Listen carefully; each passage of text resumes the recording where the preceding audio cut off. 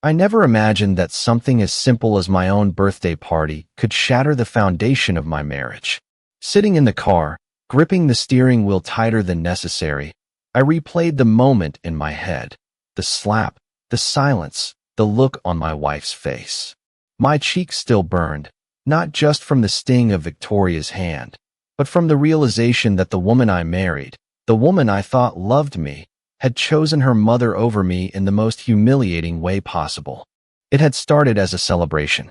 Eliza had insisted on throwing me a party for my 35th birthday despite my reservations. Victoria had never liked me from the very first time we met. She made it clear she thought her daughter was settling by marrying me. "He's not from the kind of family we associate with," she had once whispered to her husband, thinking I wouldn't hear. I heard. I always heard. But I loved Eliza, so I tolerated Victoria's passive-aggressive remarks, her snide comments, the way she looked at me like I was a cockroach that had somehow crawled into her immaculate home. I endured it all because I thought Eliza was worth it. Tonight, though, I learned just how wrong I was. The party had been in full swing, our living room filled with the sound of cheerful conversation, laughter, and music. Friends, colleagues, and family had gathered to celebrate me, or so I thought. I had gotten up to refill my drink when it happened. I accidentally brushed against Victoria as I turned. It was nothing, barely a touch, but in her world, it was a crime worthy of punishment. Before I could even process what was happening, her hand connected with my face. A loud slap, sharp, public, humiliating. The room fell into absolute silence. Every pair of eyes turned to me, the weight of their judgment pressing down on me like a suffocating blanket. My ears rang, my mind scrambled to understand. Victoria was staring at me, her lips curled in disgust as she spat out words that burned just as much as her slap. "How dare you touch me? You disgusting man. Clean my dress and get out." Disgusting man. As if I were nothing more than dirt beneath her feet. I stood there frozen, not because I was afraid, but because my mind refused to believe what had just happened. This wasn't a mistake. She had meant to humiliate me. And worse, she expected me to accept it. I turned to Eliza. Surely she would step in, tell her mother she was overreacting. I wasn't asking for much, just the barest form of support, the slightest indication that she saw me as her husband and not just some insignificant outsider. But instead, Eliza's gaze was empty, cold even, and then she said the words that made my stomach drop. Apologize to her, or leave. I could have laughed at how ridiculous it was. Apologize for what? For existing in Victoria's presence? For standing too close to her? For daring to breathe the same air? My lips parted, but no words came out. I searched Eliza's face for something. Remorse, regret, even hesitation, but there was nothing, just indifference. That was the moment everything changed. I had spent years bending over backward to prove myself to this family. I tolerated their judgments, their veiled insults, their endless comparisons to the men they thought Eliza should have married. I did it all for her, and in return, when I needed her most, she sided with them without hesitation. I exhaled slowly, the tightness in my chest making my decision for me. I wasn't going to apologize. I was done playing their game. With a quiet nod, I turned on my heel and walked out. I didn't slam the door. I didn't argue. I didn't give them the satisfaction of seeing me break, because I wasn't broken. I was angry, and beneath that anger was something much colder, much sharper, resolve. As I stepped outside, the cool night air hit my face, soothing the heat still lingering from Victoria's slap. My mind raced, but for the first time in a long while, it wasn't clouded by the need to please anyone. I saw things with painful crystal clarity. They thought I left in shame, that I walked out because I was weak, that they had won. They were wrong. I wasn't leaving in defeat. I was leaving to prepare a surprise they would never forget. By the time I reached my car, my plan was already forming. They wanted to humiliate me? Fine. But they would soon learn that I don't take humiliation lightly. They had spent years looking down on me, treating me like I was beneath them. Tonight, they had made a mistake that would cost them. I pulled out my phone and dialed the only person I knew would understand the weight of what had just happened. Marcus. Marcus was more than just a friend. He was someone who thrived on exposing people's dirty secrets. He had helped me out of messy situations before, and I knew that if there was anything worth uncovering about Victoria, he would find it. The phone barely rang twice before he picked up. "What's up?" he asked, his tone casual. "I need you to dig into something for me." "Victoria," I said, my voice steady calm. There was a pause, and then a low chuckle. "Finally ready to fight back?" "More than ready." "Good. Give me a few hours. I'll find something." I ended the call and leaned back against the headrest, staring at the sky through the windshield. This wasn't about revenge. It wasn't even about getting even. This was about respect, something I should have demanded a long time ago. I had spent years convincing myself that love was about sacrifice, that enduring cruelty for the sake of my marriage was just part of the deal. But tonight, I saw the truth. Eliza never respected me. She never saw me as her equal. And if there was no respect, then what was left? I gripped the steering wheel, the anger simmering beneath my skin. They thought tonight was the end of the story. It was only the beginning. The drive home felt longer than usual. The silence inside the car was heavy, pressing against me like an unseen force. My hands gripped the steering wheel tighter than necessary, my knuckles turning white.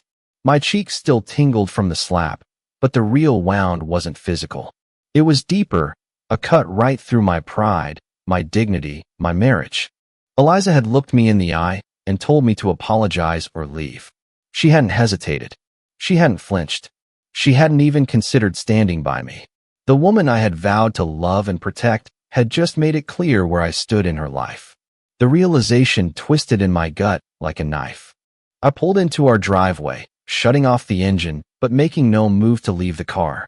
I just sat there, staring blankly ahead at the darkened windows of the house we had built together. It looked different now, cold, unwelcoming. Was it always like this? Had I been blind all along? I closed my eyes and leaned back against the headrest, breathing deeply, trying to steady my thoughts. The past flashed through my mind. Every argument, every dismissal, every moment that I had brushed aside in the name of keeping the peace. I had ignored the little things, the way Eliza had started correcting me in front of her family, treating me like a child instead of her husband, the way she always took her mother's side, even when Victoria was obviously out of line, the way she barely looked at me anymore, as if I had faded into the background of her life. I had told myself it was stress, marriage was work, she just needed time. But now, sitting in the stillness of my car, I saw the truth for what it was. Eliza had stopped respecting me long before tonight, and I had let it happen. The door to the house opened suddenly, spilling warm light onto the porch. Eliza stood in the doorway, arms crossed, her face unreadable. I exhaled slowly, then got out of the car. "You're back early," she said, as if I had just come home from running errands and not walked out of my own birthday party after being humiliated. I stepped inside, ignoring her comment. The air between us was thick, like the tension before a storm. I walked past her, straight to the kitchen, and poured myself a glass of water. My hands were steady, but my pulse hammered beneath my skin. Eliza followed, stopping in the doorway, watching me. "Are you going to talk to me?" she finally asked. I took a sip of water before setting the glass down. Then I met her gaze. "Talk to you about what?" My voice was calm, but there was an edge to it. She scoffed. "Don't act like you don't know. You embarrassed my mother tonight." I let out a humorless laugh. "I embarrassed her?" I repeated, shaking my head. "You saw what happened, Eliza. She slapped me in front of everyone, and you told me to apologize." Eliza shifted uncomfortably, arms tightening around herself. "You should have just apologized and let it go." I stared at her in disbelief. "Let it go?" I echoed. "Your mother humiliated me in front of your entire family and my friends, at my own birthday party, and you want me to just let it go?" She sighed, exasperated. "She overreacted, I admit that. But you know how she is. She was raised differently. She values respect." I barked out a bitter laugh. "She values respect?" The woman who just disrespected me in front of everyone. I took a step closer. "And what about you, Eliza? Do you value respect? Because you didn't give me any tonight." She flinched, but quickly masked it with irritation. "Why are you making such a big deal out of this?" I stared at her, searching for something in her eyes, regret, guilt, even a flicker of hesitation. But there was nothing, just annoyance. That was it. The moment I knew I had married a woman who didn't care how she made me feel. A woman who saw her mother's respect as more important than mine. A cold, numbing sensation spread through my chest. "Eliza," I said quietly, "tell me something." She hesitated. "What? If I had slapped your mother tonight, in front of everyone, would you have told her to apologize to me?" Her lips parted slightly, but no sound came out. The hesitation lasted just a second, just long enough for me to see the truth in her eyes. She wouldn't have. She wouldn't have even considered it. Her silence spoke louder than any excuse she could have made. I nodded, stepping back as the weight of that realization settled in my bones. "I see." She frowned. "What does that mean?" "It means," I said, voice even, "that I finally understand where I stand in this marriage." Eliza rolled her eyes, frustration clear in every movement. "Oh my God, stop being so dramatic. It was one night, one argument. Are you really going to act like our entire marriage is ruined because of it?" I exhaled through my nose, looking away. "No," I admitted. "Our marriage was ruined long before tonight." She tensed. "Excuse me. You stopped respecting me a long time ago," I said simply. "I just refused to see it." Her jaw tightened. "You're being ridiculous. You're blowing this out of proportion." I smiled, but there was no warmth in it. "Maybe. Or maybe I've just finally had enough." She opened her mouth to argue, but I didn't wait to hear it. I turned and walked past her, heading upstairs. "Where are you going?" she called after me. "To get some sleep," I said without looking back. But that was a lie. I wasn't going to sleep. I was going to think. Think about the years I had wasted. Think about the respect I had let slip through my fingers. Think about the man I used to be before I let myself become this. Most importantly, I was going to think about what came next. Because tonight wasn't the end of this. It was just the beginning. I sat in the dimly lit bedroom, staring at the ceiling, listening to the faint ticking of the clock on the wall. Sleep refused to come. My mind was too awake, too alive with the memories of the night, the echoes of humiliation still vibrating in my chest. The slap was nothing compared to the look on Eliza's face. The sheer indifference, that was what hurt the most. I turned over in bed, glancing toward the empty space beside me. Eliza was downstairs. I could hear the distant hum of the television. She hadn't come to bed. She hadn't tried to talk to me. No apology, no attempt to fix things. She didn't care. Maybe she never had. I exhaled slowly, pushing myself up into a sitting position. The air in the room felt heavy, suffocating. I needed clarity. I needed to understand what had gone wrong, when I had lost control of my own marriage. Then the thought struck me, Victoria. Eliza hadn't always been this way. There was a time when she was warm, loving mine. But over the years, something had changed. Victoria had changed her. The poisonous whispers, the constant judgment, the subtle conditioning. It had all led to this moment where my wife saw me as nothing more than an inconvenience. And I wasn't going to sit back and accept it anymore. I reached for my phone and dialed Marcus, my best friend since college. More than that, he was an attorney and one of the sharpest minds I knew.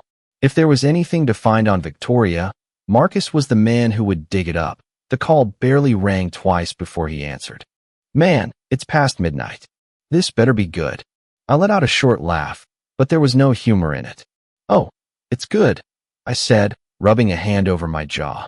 "I need a favor." "Name it." I took a deep breath. "I need you to dig into Victoria. Everything, bank records, property, any legal troubles, anything shady. If she's hiding something, I want to know about it."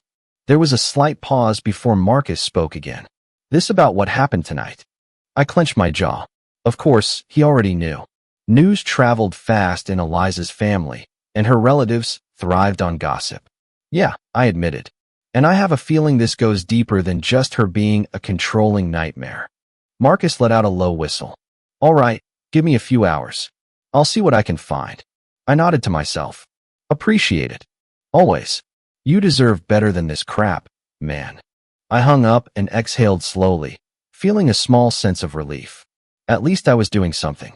I wasn't just sitting here waiting for another slap. Another humiliation. I lay back down, staring at the ceiling. If Victoria had secrets, I would find them.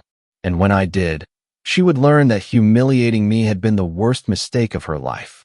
Morning came with an eerie stillness in the house. I woke up feeling oddly refreshed, my mind clear for the first time in a long time. I felt like I had control. I got dressed in silence, listening for any signs of Eliza. She was still in the guest room. Good. I had no interest in pretending everything was normal. By the time I made my way downstairs, my phone vibrated with an incoming message from Marcus. "You're going to want to see this." My heart pounded. I quickly grabbed my keys and left the house without a word to Eliza. Marcus's office was in a sleek downtown building, modern and minimalistic. When I walked in, he was already waiting, a folder in his hand and a knowing smirk on his face. "That was fast," I said, shutting the door behind me. "I don't play around," he replied, sliding the folder across his desk. "Take a look." I opened it, my eyes scanning the pages, and then I froze. There it was, multiple bank transactions, large sums of money wired to a private investigator, a hidden real estate property under a false name, shell companies, and then the biggest bombshell of them all, an affair. I slowly placed the papers down, staring blankly at them. "She's been cheating on Richard?" I asked, almost disbelieving. Marcus nodded, leaning back in his chair. "For years. And she's been covering it up with those fake business trips." He let out a dry chuckle. "Victoria is not just a control freak. She's a fraud." I swallowed hard, my mind racing. I had expected something, but not this. This was nuclear. "What are you going to do?" Marcus asked, studying me. I met his gaze. "I'm going to use it." His eyebrows raised slightly, but he nodded. "Figured you'd say that. Just be careful. Women like Victoria don't go down without a fight." I stood, sliding the folder back to him. "That's fine. I'm not fighting. I'm ending this." As I walked out of Marcus's office, my pulse pounded with anticipation. Victoria thought she could humiliate me and walk away unscathed. She was wrong. When I got home, Eliza was waiting for me in the living room, arms crossed, an irritated look on her face. "Where were you?" she demanded. I set my keys down calmly. "Out." Her eyes narrowed. "We need to talk." I smirked. "Yeah, we do." She seemed caught off guard by my tone, shifting uncomfortably. "Look, I know you're upset about what happened last night, but you can't just leave like that without saying anything. It's childish." I let out a slow breath. "You know what's childish, Eliza? Allowing your mother to disrespect your husband in front of an entire room at his own birthday party, and then expecting him to apologize for it." Her face flushed with anger. "You just don't understand how my mother is. She's always been strict." "She doesn't mean, cut the crap, Eliza," I interrupted, stepping closer. "This isn't about your mother being strict. This is about you choosing her over me, every single time." She fell silent, lips pressed into a thin line. I watched her carefully. "Do you even respect me, Eliza?" She flinched, just like last night. That hesitation told me everything. I smiled coldly. "That's what I thought." She took a step back. "What are you planning?" I exhaled, shaking my head. "You'll find out soon enough." As I turned to walk upstairs, I heard her call after me. "You're acting crazy." I paused, glancing over my shoulder. "No," I said. "I'm finally thinking clearly." She had no idea what was coming. None of them did. The house was silent when I stepped inside, the kind of silence that felt wrong, too still, too heavy. I had spent the entire day preparing for what was coming. I had made calls, set things in motion, and now all that was left was to wait. But patience had never been my strong suit, especially not when my blood was boiling beneath the surface. I poured myself a glass of whiskey and sat in the living room, my fingers tapping against the glass as I listened to the distant sound of a car pulling into the driveway. They were here, Eliza, Victoria, and Richard. I had been expecting them. The front door opened with a sharp creak, and in walked Eliza, looking tense. Her mother followed close behind her, heels clicking against the floor, her usual air of superiority wrapped around her like a cloak. Richard was the last to step inside, his face unreadable, his posture stiff.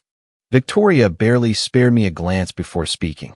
I assume you've had enough time to reflect on your behavior, she said, her voice dripping with condescension, but I took a slow sip of my drink, letting the burn settle before answering.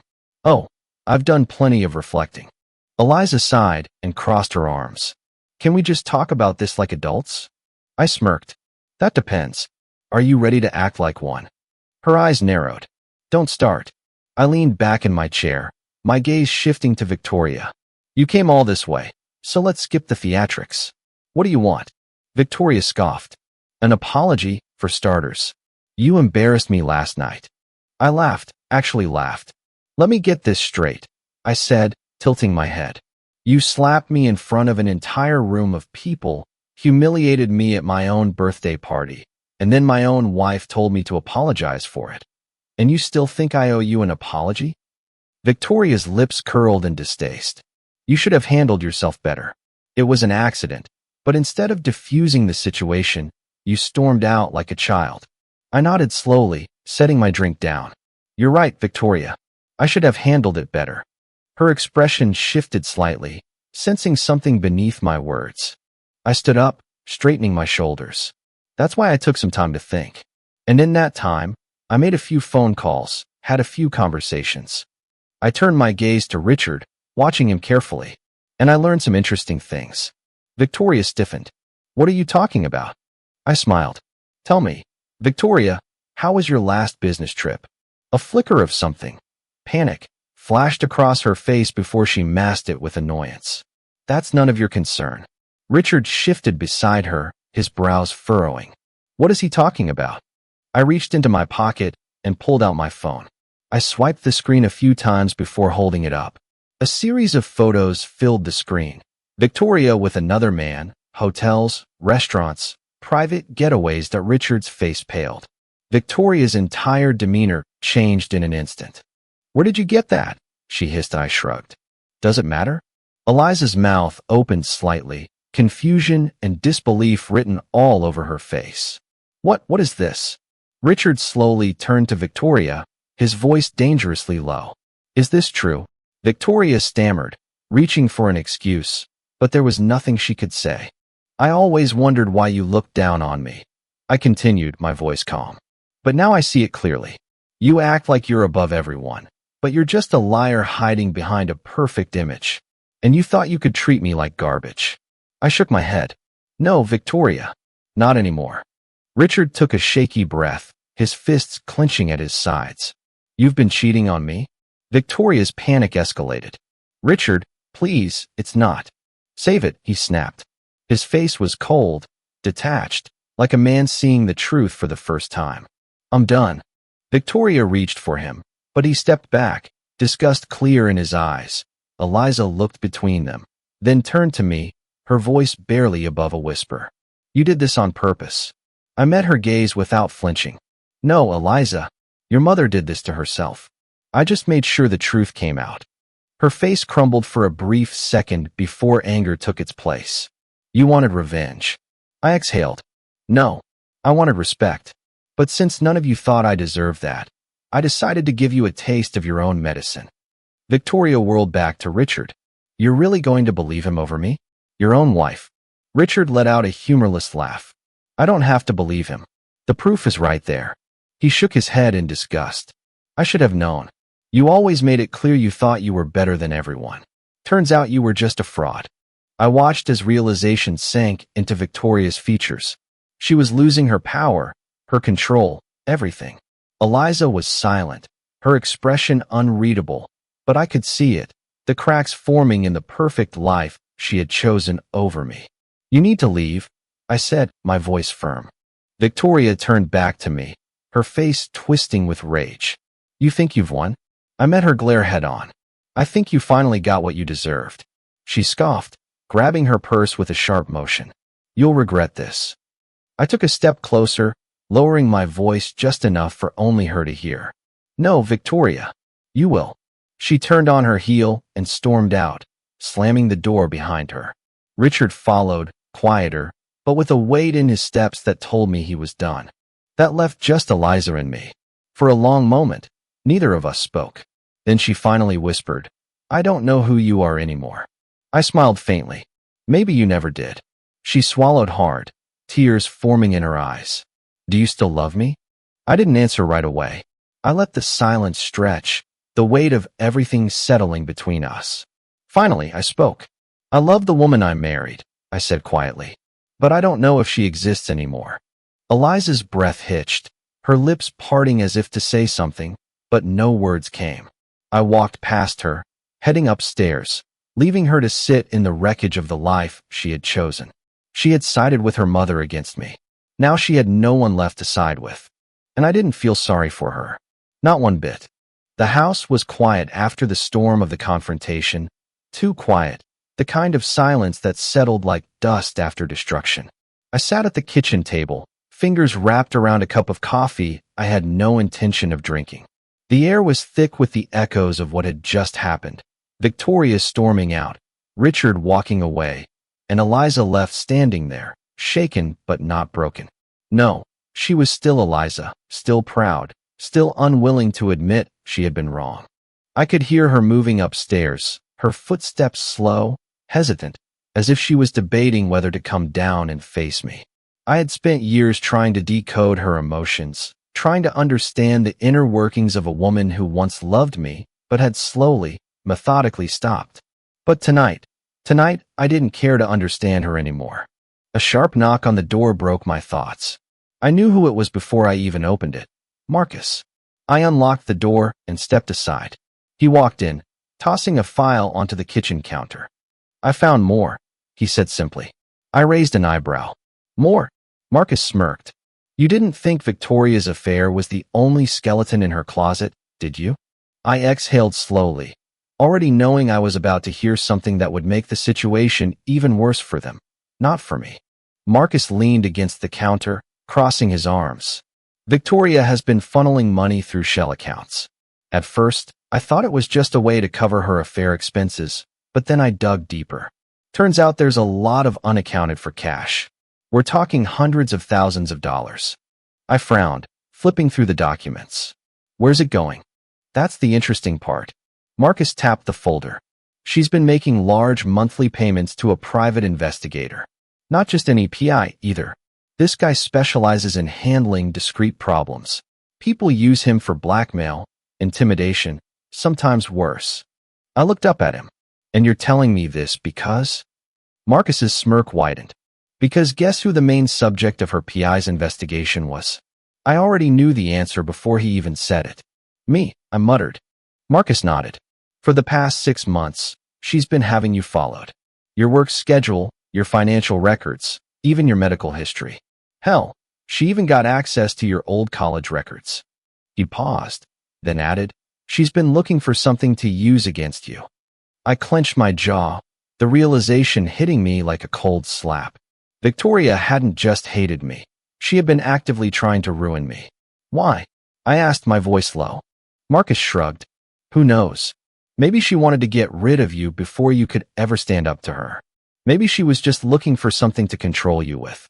Either way, it backfired because now. He tapped the folder again. Now we have something on her. I stared at the papers, my mind working through the implications. This wasn't just about a toxic mother-in-law anymore. This was calculated destruction. And I was done being her target. Marcus watched me carefully. So what's the plan? I inhaled deeply, then exhaled. We use this. He grinned. That's what I like to hear. Before I could respond, I heard movement behind me. I turned. Eliza stood at the bottom of the stairs, pale, shaken. She had heard. Her eyes darted to the file, then to me. What is this? She asked. I didn't bother hiding it. Your mother's been paying a private investigator to dig up dirt on me. She's been trying to find a way to destroy my life. Eliza blinked, her throat bobbing as she swallowed. That doesn't make sense. I laughed, a bitter, humorless laugh. Doesn't it? Because it makes perfect sense to me. I took a step toward her, holding up the file. This is who your mother is, Eliza.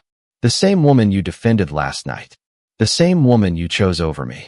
She shook her head, taking a shaky step back. She wouldn't. She did. I cut her off. And I'm done pretending she's just strict or old-fashioned. She's a manipulative liar who has been trying to ruin me from the very beginning. Eliza's breathing was uneven now, panic, doubt. Why would she do this? She whispered. I exhaled slowly. Because I was never good enough for you in her eyes. And you know what? Maybe she was right. I stepped back, my voice dropping lower.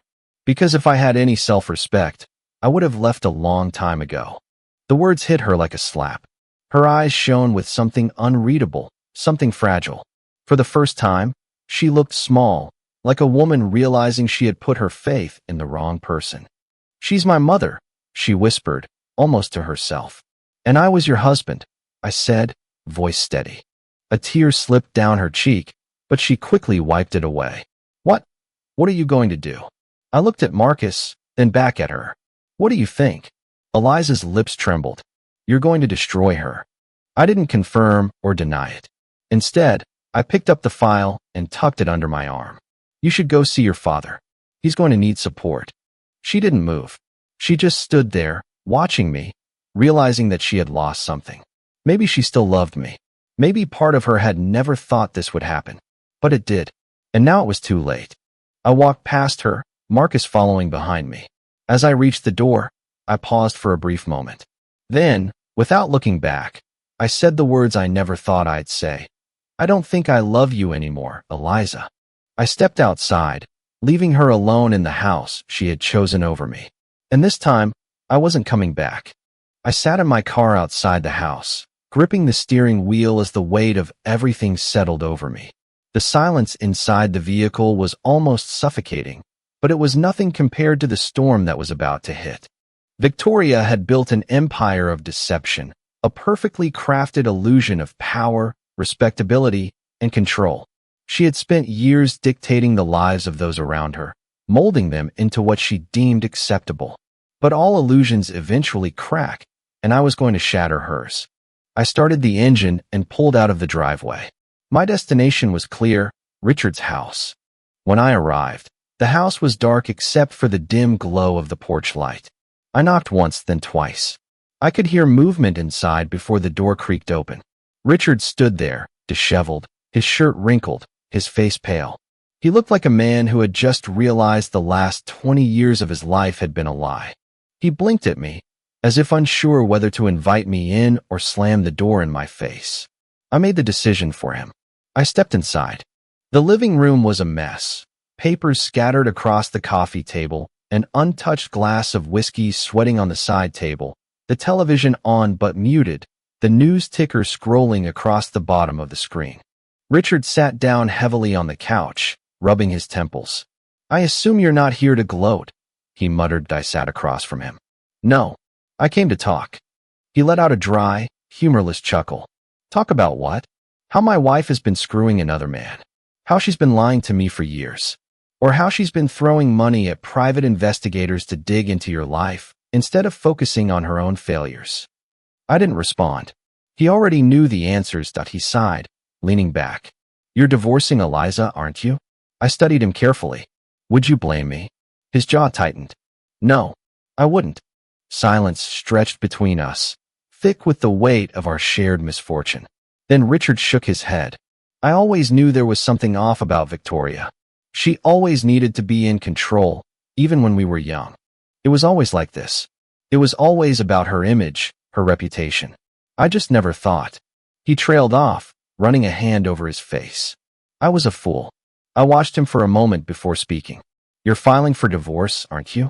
He let out a slow breath. Yes. A part of me felt sorry for him. He had spent his entire life devoted to a woman who saw him as nothing more than a tool. But another part of me knew this was justice. She had built a house of lies, and now it was crumbling. She won't go down without a fight, I warned. Richard's mouth curled into a bitter smirk. Let her fight. She's got nothing left to use against me. And the truth? It's the one thing she can't control. For the first time in years, I saw something in Richard's eyes that I hadn't seen before. Freedom. Victoria had lost.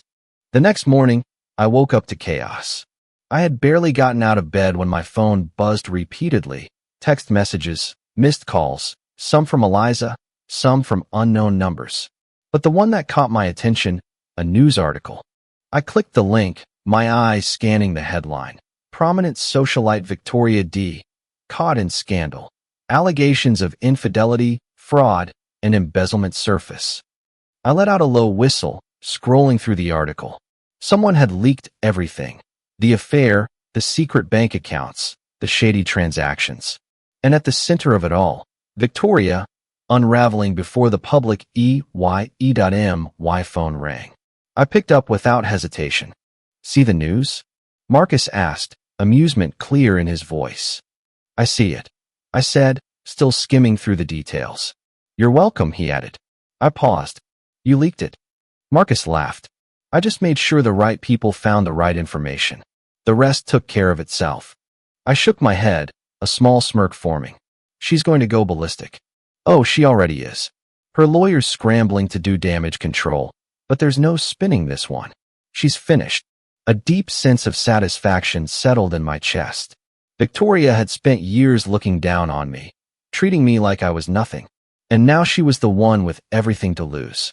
As I hung up the call, I felt something I hadn't felt in a long time: relief. I had spent years being trapped in this toxic cycle, constantly bending over backward for people who never truly valued me. Now I was free, and I wasn't looking back. By midday, Eliza showed up at my doorstep. I opened the door to find her standing there, her face pale, her eyes rimmed with exhaustion. She looked at me as if she barely recognized me. "Can I come in?" she asked, her voice almost hesitant. I stepped aside. She walked in, arms wrapped around herself.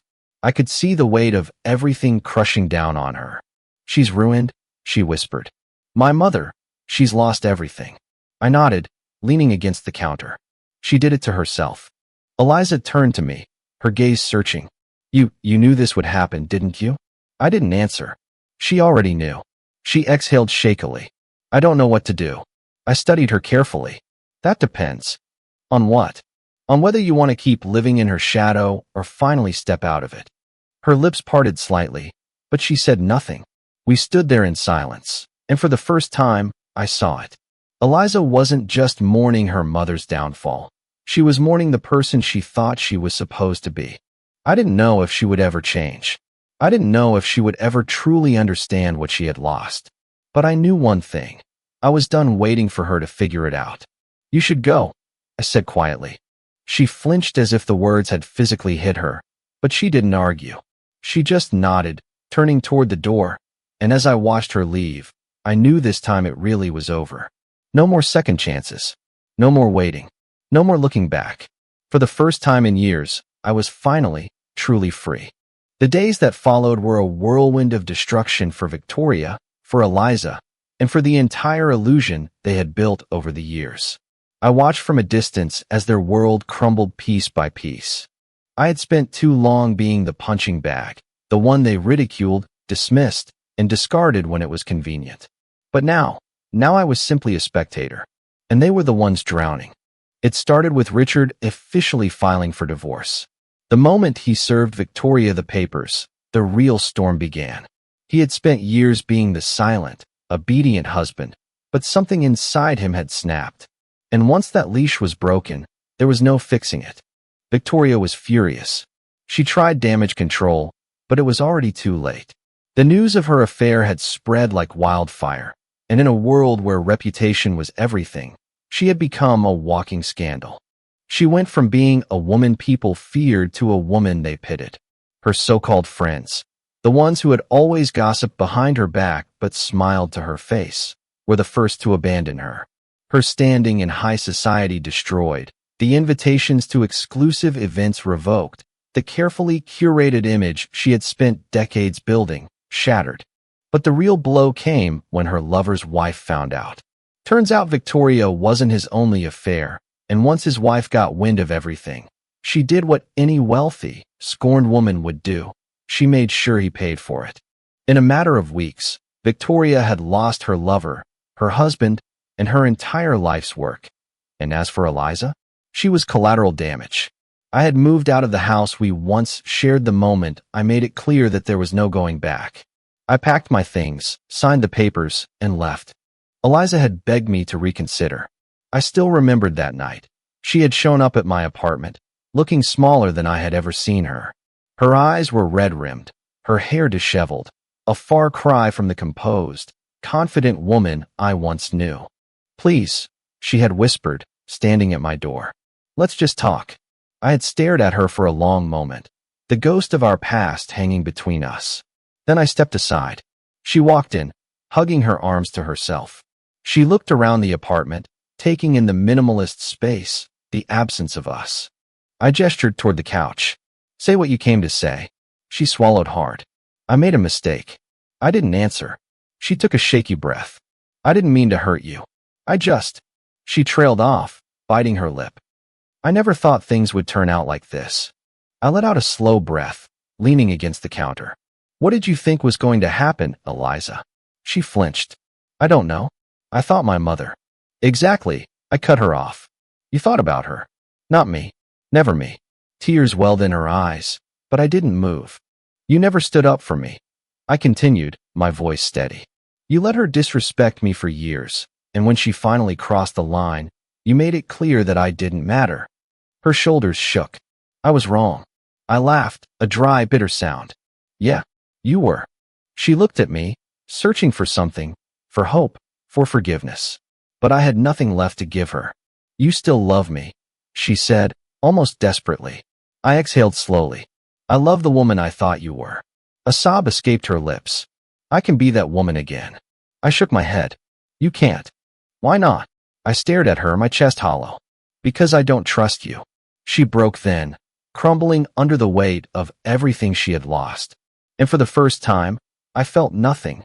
No satisfaction, no revenge, just emptiness. She wiped at her tears, whispering, "Is this really it?" I nodded. "This is it, Eliza." She let out a shaky breath. "I never thought I'd lose you." I didn't respond because she hadn't lost me. She had thrown me away. By the next day, she was gone. The divorce was finalized within a few weeks. There was no fight, no arguments about assets. She didn't want the house, too many memories. I didn't want it either, too much history. So we sold it. And just like that, we erased the last piece of what we had built together. As for Victoria, her downfall wasn't just financial, it was personal. Richard took half of everything in the divorce, and without him to cover her mistakes, she was drowning in legal fees and settlements. The businesses she had secretly funneled money through exposed, the image she had tried so desperately to maintain, destroyed. She tried filing lawsuits against the media outlets that covered her scandal, but no one took her seriously.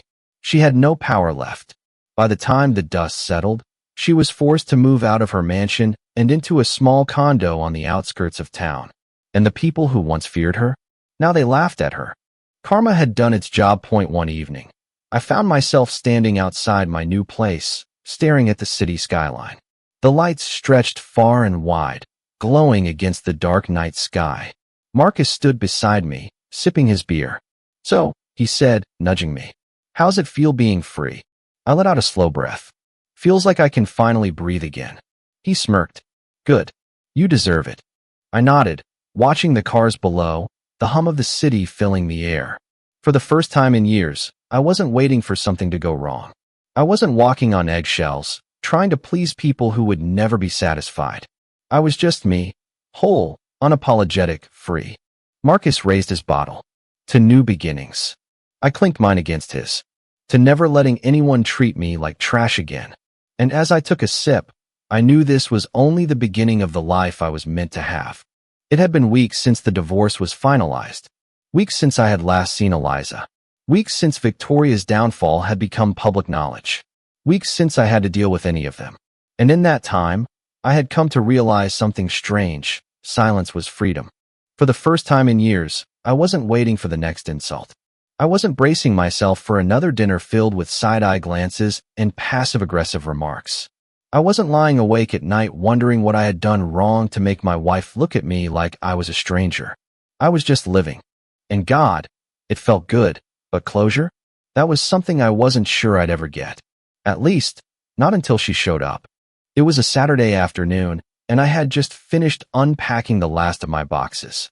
My new place was smaller than the house Eliza and I had shared, but it was mine. No memories of betrayal, No ghosts of a love that had died long before the papers were signed. I was pouring myself a drink when the doorbell rang. I frowned. Marcus wouldn't just show up unannounced, and I wasn't expecting anyone else. Setting the glass down, I made my way to the door and pulled it open. Eliza stood there. Her hair was tied back, her face free of makeup. She looked different, smaller, more fragile. But I wasn't going to let myself be fooled by appearances that I leaned against the door frame, arms crossed. "What do you want?" She swallowed, shifting on her feet. "Can we talk?" I studied her, waiting for that familiar feeling, the tightening in my chest, the aching need to fix things, to try one more time. But there was nothing. No longing, no regret, no pain. Just indifference. I exhaled. "Fine, but make it quick." She stepped inside, looking around. "You redecorated." I let out a dry chuckle. "Yeah, it's called having a place that actually feels like home." She flinched, but I didn't apologize. I wasn't here to make her feel better. I motioned for her to sit, but she didn't. Instead, she stood near the couch, wringing her hands. "I've been thinking a lot," she started. I raised an eyebrow. "That's new." She shot me a look, but didn't take the bait. I needed to see you." I folded my arms. "Why?" She hesitated. "Because I realized I never really told you the truth. Not just about my mother, but about everything." I didn't respond. I just waited. She took a deep breath. "I loved you. I still do, in a way. But I let her get in my head. I let her shape the way I saw you, and I didn't even realize it was happening." She looked down, her voice softer. "I thought I was protecting myself, but all I did was lose the only good thing I ever had." I clenched my jaw, forcing myself to stay still. She lifted her gaze to mine. "I know you'll never forgive me, and I don't deserve it. But I needed you to know that I see it now. Everything you did for me. Everything I threw away." Silence filled the space between us. I exhaled, rubbing a hand over my jaw. "You're right. I'll never forgive you." She sucked in a sharp breath. "But not because I hate you," I continued. "I won't forgive you because I don't need to.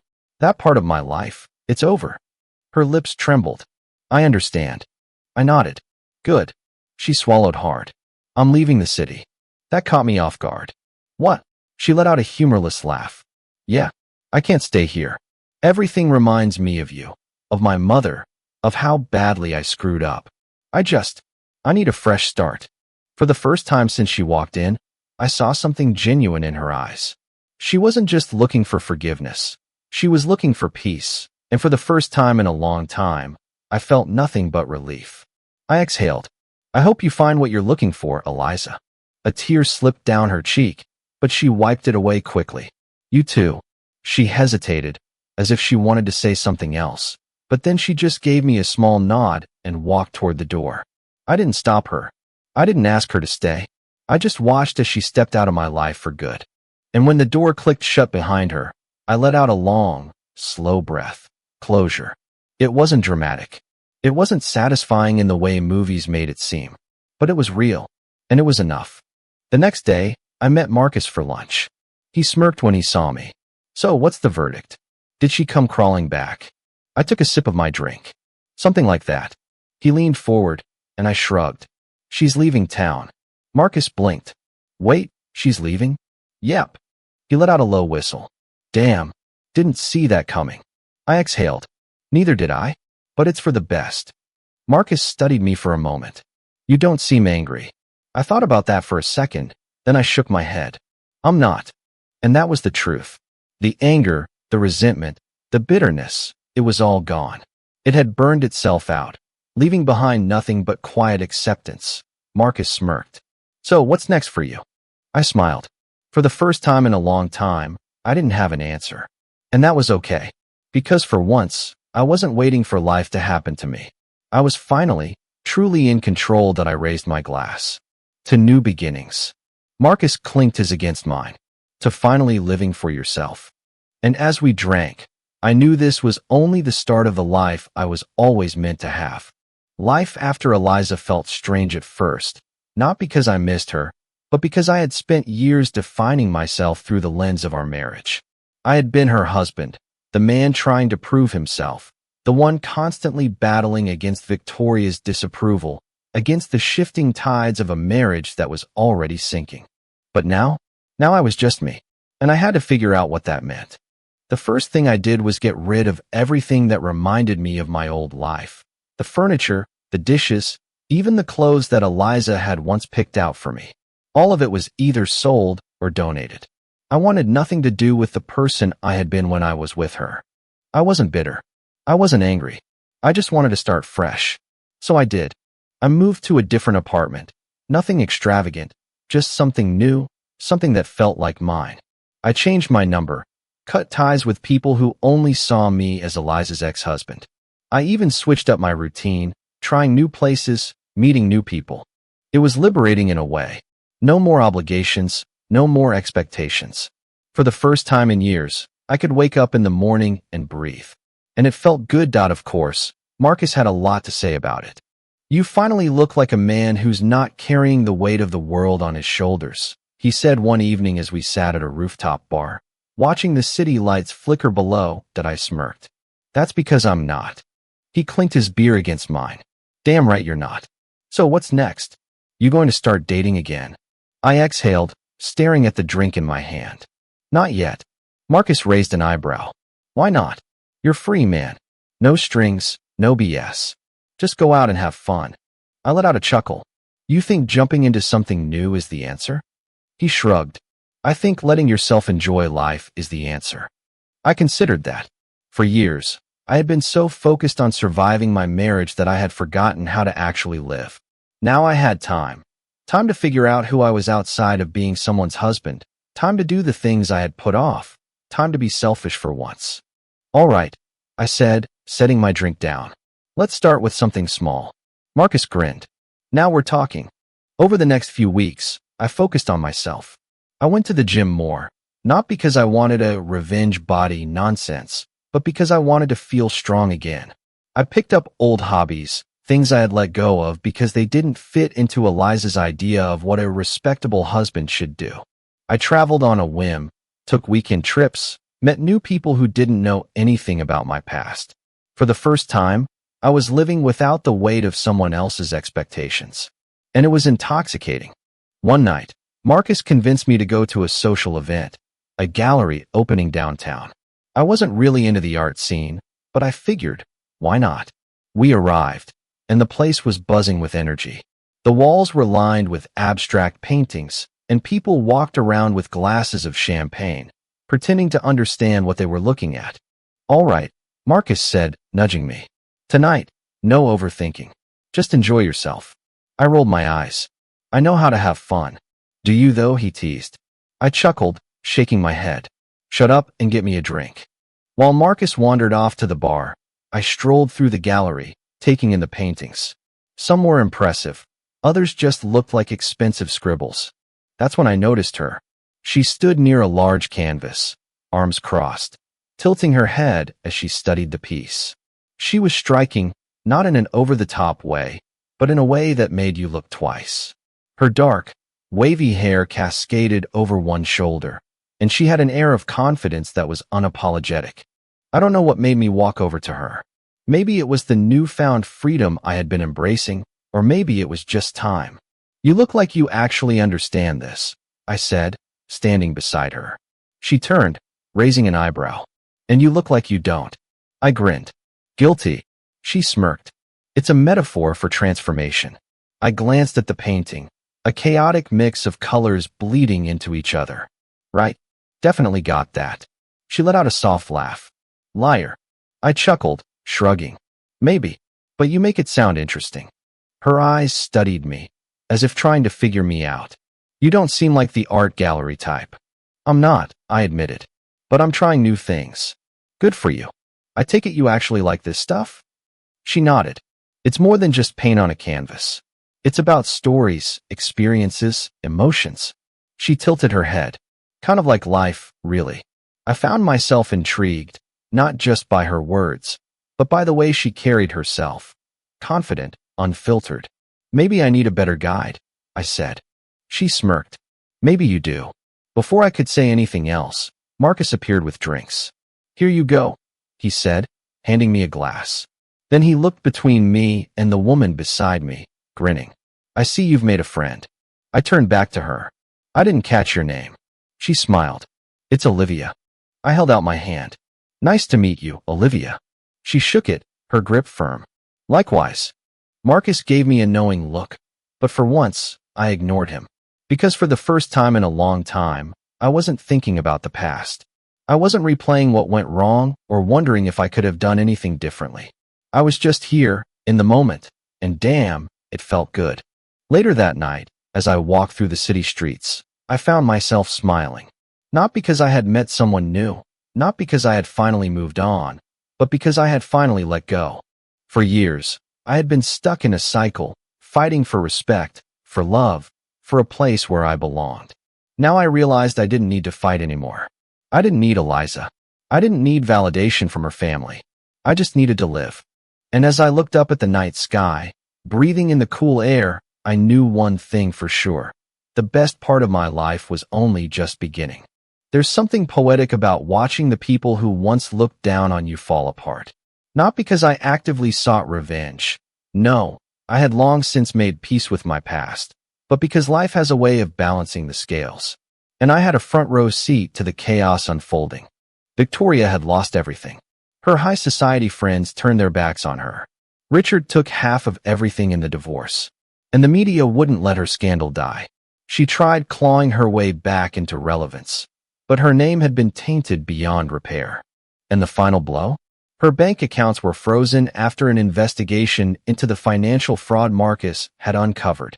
Turns out funneling money through shell companies isn't a good long-term strategy. She went from living in a mansion with housekeepers at her beck and call to a modest condo in a neighborhood she once sneered at. The woman who had once told me I was beneath her daughter had now become a cautionary tale, and I was thriving. One afternoon, Marcus and I sat at a small outdoor cafe, watching the world pass by. You hear about Victoria? He asked, taking a sip of his coffee. I smirked. I try not to keep up. But let me guess, she's in trouble again. He chuckled. More than trouble. She got evicted from her condo. Apparently, she couldn't keep up with the payments. I raised an eyebrow. You're kidding. Nope. Marcus leaned back in his chair, looking entirely too pleased. She's staying with some distant relative now. Word is she's trying to sell her jewelry to keep afloat. I let out a slow whistle. The mighty had truly fallen. Guess karma finally caught up with her.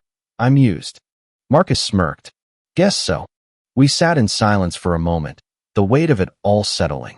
Years ago, if someone had told me I would be sitting here, completely unaffected by the mess Victoria and Eliza had made, I wouldn't have believed them. But now I felt nothing. No anger, no resentment, no desire to rub it in. Just peace. And that was enough that a few days later, I received a call from an unknown number. I almost ignored it, but something told me to pick up. Hello. There was a pause, then a hesitant voice said, It's me, Eliza. I exhaled, running a hand through my hair. What do you want? She hesitated. I wanted to talk.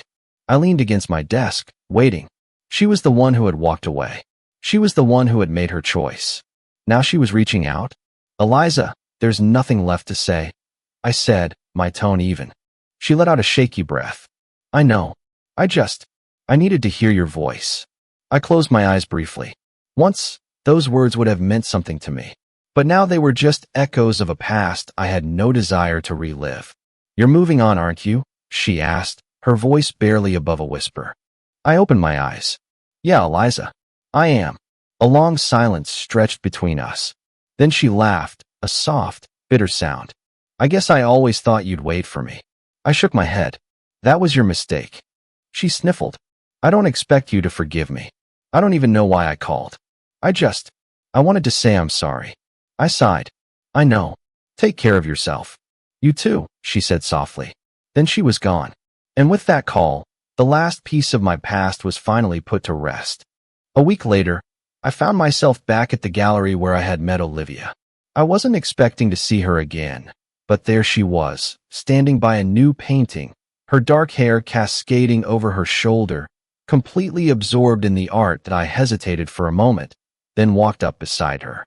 Still pretending I know what I'm looking at, I said. She turned, a smirk playing at her lips. Still terrible at it. Absolutely. She chuckled. At least you're honest. I glanced at the painting, tilting my head. This one's different from the last. More chaotic. She nodded. It's about rebirth.